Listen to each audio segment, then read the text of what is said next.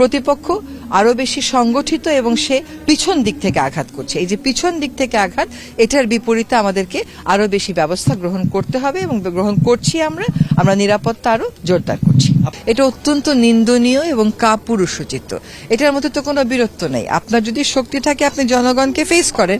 বাংলাদেশের রাজনীতিতে এটা একটা খুবই দুঃখজনক বিষয় যে আমাদের প্রতিপক্ষকে ঘায়েল করার জন্য অনেক সময় দেখা যায় যে আমরা যুক্তি দিয়ে তর্ক দিয়ে না করে এই হত্যাটাকে হত্যার চেষ্টাটাকে একটা অস্ত্র হিসাবে গ্রহণ করি।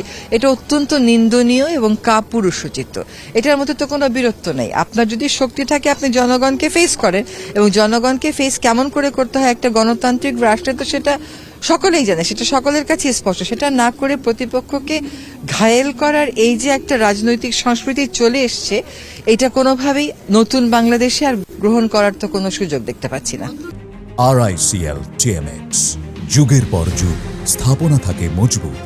আমি একটা টেন্ডেন্সি খুব দেখি যে আপনারা ব্যর্থ কিনা, আপনারা সফল কিনা। একটা 1-1.5 বছরের সরকারের ব্যর্থ আর সফলতার গল্পটা একটু অন্যভাবে বিচার করতে হবে। এই জন্য যে আমরা যখন রাষ্ট্র পরিচালনার দায়িত্বটা নিয়েছিলাম তখন একেবারে ভেঙে পড়া একটা অবস্থা থেকে আমরা কাজটা শুরু করেছি।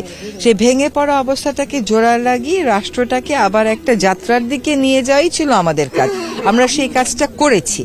সেখানে আমি নিজেকে এই সরকারকে ব্যর্থ বা সফল কোনোটা বলারই কোনো সুযোগ দেখতে পাচ্ছি না। এই সরকার তখনই সফল হবে যখন দেখা যাবে যে উদ্দেশ্য নিয়ে এই সরকারের যাত্রাটা একটা সুষ্ঠু নির্বাচন, বিচার করা এবং সংস্কার করা, সেগুলো কাজ শেষ পর্যন্ত গিয়ে আমরা সফল হব। আর একটা কথা হচ্ছে যে নিরাপত্তা দেয়ার যতটুকুন স্বাভাবিক প্রস্তুতি থাকে সবটুকুন স্বাভাবিক প্রস্তুতি আমাদের আছে।